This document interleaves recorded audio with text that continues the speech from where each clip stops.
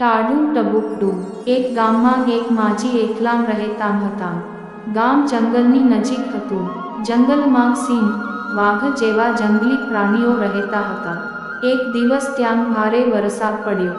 નદીમાં પૂર આવી ગયું. પૂરનું પાણી જંગલમાં આવી ગયું એટલે કેટલાક જંગલી પ્રાણીઓ ગામમાં દોડી આવ્યા. એક વાઘ માજીના ઘર પાસે આવી ગયો. વાઘ ભૂખ્યો હતો એટલે માજીને બીક લાગી કે તે એમને મારશે તો. માજી ગાવા લાગ્યા, હું તો સિંહડાથી ન બીવું, વાઘડાથી ન બીવું, પણ ટાઢા ટબુકડાથી બીવું. આ સાંભળીને વાઘ અચંબામાં પડી ગયો. આ કહેવું કે માજીને કોઈ જંગલી પ્રાણીની બીક નથી લાગતી પણ એક ટાઢા ટબુકડાની બીક લાગે છે.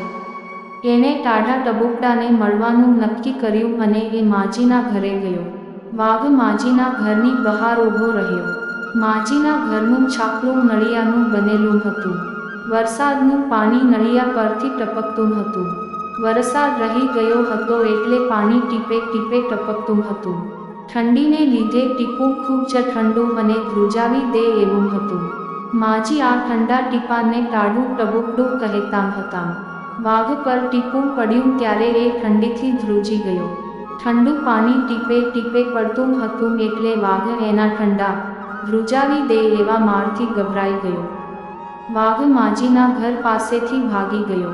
આમ ટાઢા ટબુકડાએ માજીને બચાવી લીધા.